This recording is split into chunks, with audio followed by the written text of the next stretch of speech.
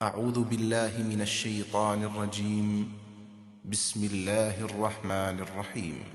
يا أيها الذين آمنوا لا تحلوا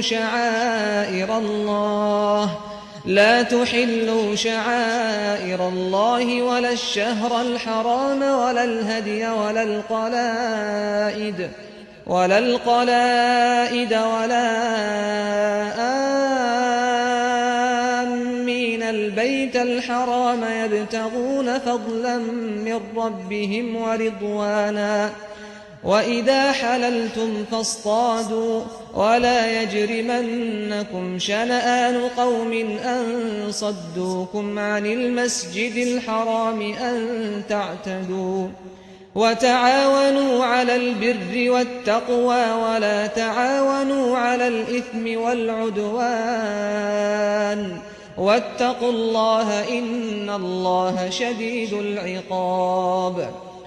ایمان والو، اللہ کے شاعر کی بے حرمتی نہ کرو، نہ حرام مہینوں کی، نہ ہدی کے جانوروں کی، نہ ان میں سے خاص کر ان جانوروں کی جن کے گلے میں نظر کے پٹے بندھے ہوئے ہوں، اور نہ بیت الحرام کے عازمین کی جو اپنے پروردگار کی عنایتوں اور اس کی خوشنودی کی تلاش میں نکلتے ہیں۔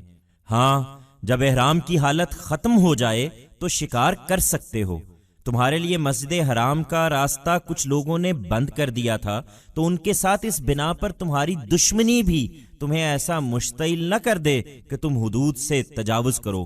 نہیں، ہر حال میں حدود الہی کے پابند رہو اور نیکی اور تقوی کے کاموں میں تعاون کرو، مگر حق تلفی اور زیادتی میں تعاون نہ کرو، اور اللہ سے ڈرتے رہو، اس لیے کہ اللہ سخت سزا دینے والا ہے۔